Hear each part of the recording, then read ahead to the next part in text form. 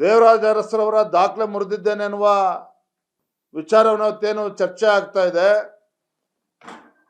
ಅಹಿಂದ ಸಮುದಾಯವನ್ನು ಹೆಸರು ಹೇಳಿಕೊಂಡು ಇವತ್ತು ಅಧಿಕಾರಕ್ಕೆ ಬಂದಿರತಕ್ಕಂಥ ಸಿದ್ದರಾಮಯ್ಯನವರು ತಮ್ಮ ಹಿಂದಿನ ಅವಧಿಯಲ್ಲಿ ಬಂದಂಥ ಕಾಂತರಾಜ್ ವರದಿ ಈ ಬಾರಿ ಮುಖ್ಯಮಂತ್ರಿ ಆದರೂ ಕೂಡ ಅದನ್ನು ಅನುಷ್ಠಾನ ಮಾಡೋದಕ್ಕಾಗಲಿಲ್ಲ.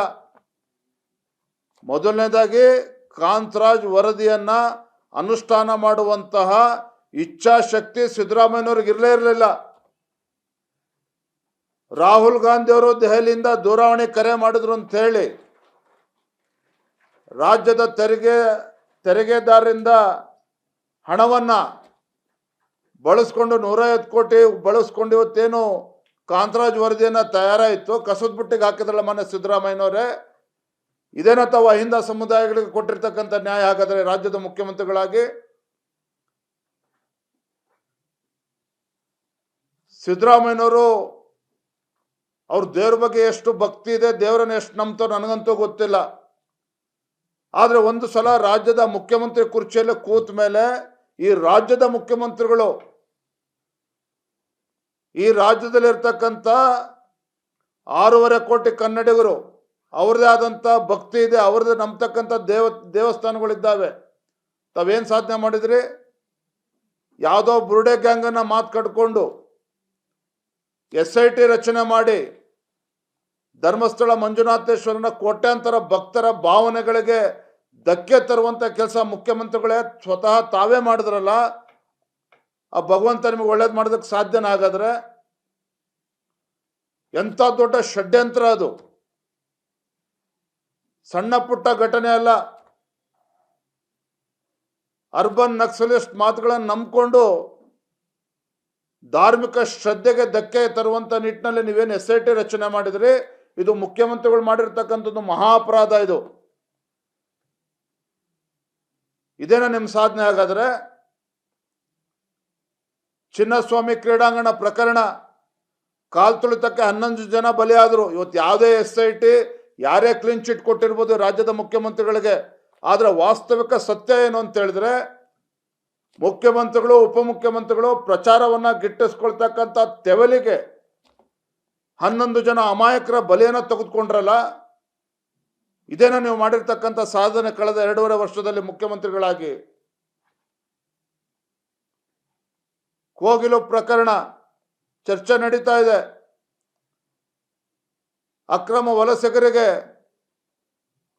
ಮನೆಯನ್ನು ಕೊಡ್ತೇನೆ ಅಂತೇಳಿ 24 ಗಂಟೆಯಲ್ಲಿ ಘೋಷಣೆ ಮಾಡಿದ್ರು. ಮನೆ ಕೆಡವಿದ್ದಾರು ನೀವೇ, ಕಾಂಗ್ರೆಸ್ ಸರ್ಕಾರನೇ. 2.5 ವರ್ಷದಲ್ಲಿ ರಾಜ್ಯದಲ್ಲಿರ್ತಕ್ಕಂಥ ಬಡವರಿಗೆ ಒಂದು ಮನೆ ಕೊಡೋದಕ್ಕಾಗಲಿಲ್ಲ ಕಾಂಗ್ರೆಸ್ ಸರ್ಕಾರಕ್ಕೆ. ಪರಿಷ್ಠ ಜಾತಿ ಪರಿಷ್ಠ ಪಂಗಡಗಳಿಗೆ ಇವತ್ತು ಯಾವುದೊಂದು ಮನೆಯನ್ನು ಕೊಡೋದಕ್ಕೆ ಸಾಧ್ಯ ಆಗಲಿಲ್ಲ.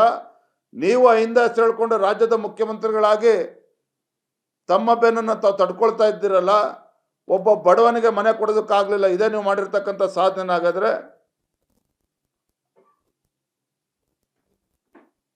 ಹಿಂದೂ ಕಾರ್ಯಕರ್ತಗಳನ್ನು ಟಾರ್ಗೆಟ್ ಮಾಡಿರುವಂಥದ್ದು, ದ್ವೇಷ ಭಾಷಣದ ಮುಖೇನ ಈ ಸರ್ಕಾರದ ಹುಳುಕನ್ನು ಮುಚ್ಚಿ ಹಾಕಿಕೊಳ್ತಕ್ಕಂಥ ಷಡ್ಯಂತ್ರ ಏನು ಮಾಡೋದ್ರಲ್ಲಿ ದ್ವೇಷ ಭಾಷಣ ಕಾಯ್ದೆಯನ್ನು ತಂದಿದ್ದಾರೆ. ಇದೇ ಅವರು ಸರ್ಕಾರದ ಸಾಧನೆ. ಹಾಗಾಗಿ ದೇವರಾಜ ಅರಸರವರ ಹೆಸರು ಹೇಳೋದಕ್ಕೂ ಕೂಡ ಕಾಂಗ್ರೆಸ್ ಪಕ್ಷದವ್ರಿಗೆ ಯಾವುದೇ ಒಂದು ನೈತಿಕತೆ ಇಲ್ಲ, ಯಾವುದೇ ಒಂದು ಯೋಗ್ಯತೆ ಇಲ್ಲ. ದೇವರಾಜ ಅರಸರವರು 2ನೇ ಅವಧಿ ಪೂರೈಸ್ತಕ್ಕಂಥದ್ದನ್ನು ಕಲ್ಲಾಕಿರುವಂಥದ್ದೇ ಕಾಂಗ್ರೆಸ್ ಪಕ್ಷದವರು. ಹಾಗಾಗಿ ದೇವರಾಜ ಅರಸರವರ ಹೆಸರನ್ನು ಹೇಳೋದಕ್ಕಾಗಲಿ ಅವರ ದಾಖಲೆಯನ್ನು ಮುರಿದಿದ್ದೇನೆ ಅಂತ ಸಾಧನೆ ಮಾಡಿದ್ದೇವೆ ಅಂತೇಳಿ ಅಂದ್ಕೊಂಡಿದ್ರೆ ಅದು ಭ್ರಮೆ ಮಾತ್ರ. ರಾಜ್ಯದ ಜನ ಎಲ್ಲವನ್ನೂ ಕೂಡ ಗಮನಿಸ್ತಾ ಇದ್ದಾರೆ. ಸೂಕ್ತ ಸಮಯದಲ್ಲಿ ಯಾವ ರೀತಿ ಉತ್ತರವನ್ನು ಕೊಡಬೇಕು ಕಾಂಗ್ರೆಸ್ ಪಕ್ಷಕ್ಕೆ ಉತ್ತರವನ್ನು ಕೊಡ್ತಾರೆ ಬರುವಂಥ ದಿನಗಳಲ್ಲಿ. ದೇವರಾಜ ಅರಸರವರ ದಾಖಲೆ ಮುರಿದಿದ್ದೇನೆ ಎನ್ನುವ ವಿಚಾರವನ್ನೇನು ಚರ್ಚೆ ಆಗ್ತಾ ಇದೆ. ಅಹಿಂದ ಸಮುದಾಯವನ್ನು ಹೆಸರು ಹೇಳಿಕೊಂಡು ಇವತ್ತು ಅಧಿಕಾರಕ್ಕೆ ಬಂದಿರತಕ್ಕಂಥ ಸಿದ್ದರಾಮಯ್ಯನವರು ತಮ್ಮ ಹಿಂದಿನ ಅವಧಿಯಲ್ಲಿ ಬಂದಂಥ ಕಾಂತರಾಜ್ ವರದಿ ಈ ಬಾರಿ ಮುಖ್ಯಮಂತ್ರಿ ಆದರೂ ಕೂಡ ಅದನ್ನು ಅನುಷ್ಠಾನ ಮಾಡೋದಕ್ಕಾಗಲಿಲ್ಲ.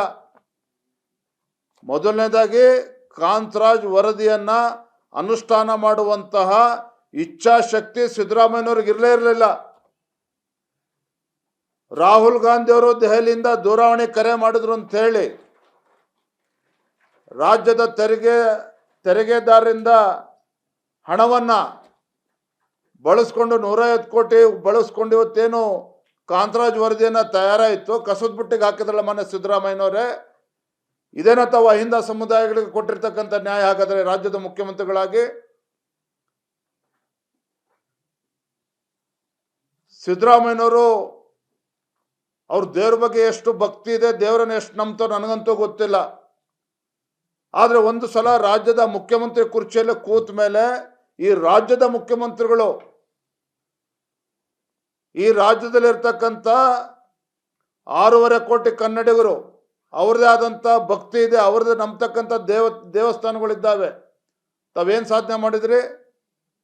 ಯಾವುದೋ ಬುರುಡೆ ಗ್ಯಾಂಗನ್ನು ಮಾತು ಕಟ್ಕೊಂಡು SIT ರಚನೆ ಮಾಡಿ ಧರ್ಮಸ್ಥಳ ಮಂಜುನಾಥೇಶ್ವರನ ಕೋಟ್ಯಾಂತರ ಭಕ್ತರ ಭಾವನೆಗಳಿಗೆ ಧಕ್ಕೆ ತರುವಂಥ ಕೆಲಸ ಮುಖ್ಯಮಂತ್ರಿಗಳೇ ಸ್ವತಃ ತಾವೇ ಮಾಡಿದ್ರಲ್ಲ. ಆ ಭಗವಂತ ನಿಮಗೆ ಒಳ್ಳೇದು ಮಾಡೋದಕ್ಕೆ ಸಾಧ್ಯನ? ಹಾಗಾದ್ರೆ ಎಂಥ ದೊಡ್ಡ ಷಡ್ಯಂತ್ರ ಅದು, ಸಣ್ಣ ಪುಟ್ಟ ಘಟನೆ ಅಲ್ಲ. ಅರ್ಬನ್ ನಕ್ಸಲಿಸ್ಟ್ ಮಾತುಗಳನ್ನು ನಂಬಿಕೊಂಡು ಧಾರ್ಮಿಕ ಶ್ರದ್ಧೆಗೆ ಧಕ್ಕೆ ತರುವಂಥ ನಿಟ್ಟಿನಲ್ಲಿ ನೀವೇನು SIT ರಚನೆ ಮಾಡಿದ್ರಿ, ಇದು ಮುಖ್ಯಮಂತ್ರಿಗಳು ಮಾಡಿರ್ತಕ್ಕಂಥದ್ದು ಮಹಾ ಅಪರಾಧ. ಇದೇನ ನಿಮ್ಮ ಸಾಧನೆ? ಹಾಗಾದ್ರೆ ಚಿನ್ನಸ್ವಾಮಿ ಕ್ರೀಡಾಂಗಣ ಪ್ರಕರಣ ಕಾಲ್ತುಳಿತಕ್ಕೆ 11 ಜನ ಬಲಿಯಾದರು. ಇವತ್ತು ಯಾವುದೇ SIT ಯಾರೇ ಕ್ಲೀನ್ ಚಿಟ್ ಕೊಟ್ಟಿರ್ಬೋದು ರಾಜ್ಯದ ಮುಖ್ಯಮಂತ್ರಿಗಳಿಗೆ. ಆದರೆ ವಾಸ್ತವಿಕ ಸತ್ಯ ಏನು ಅಂತ ಹೇಳಿದ್ರೆ, ಮುಖ್ಯಮಂತ್ರಿಗಳು ಉಪಮುಖ್ಯಮಂತ್ರಿಗಳು ಪ್ರಚಾರವನ್ನು ಗಿಟ್ಟಿಸ್ಕೊಳ್ತಕ್ಕಂಥ ತೆವಲಿಗೆ 11 ಜನ ಅಮಾಯಕರ ಬಲಿಯನ್ನು ತೆಗೆದುಕೊಂಡ್ರಲ್ಲ. ಇದೇನ ನೀವು ಮಾಡಿರ್ತಕ್ಕಂಥ ಸಾಧನೆ ಕಳೆದ 2.5 ವರ್ಷದಲ್ಲಿ ಮುಖ್ಯಮಂತ್ರಿಗಳಾಗಿ?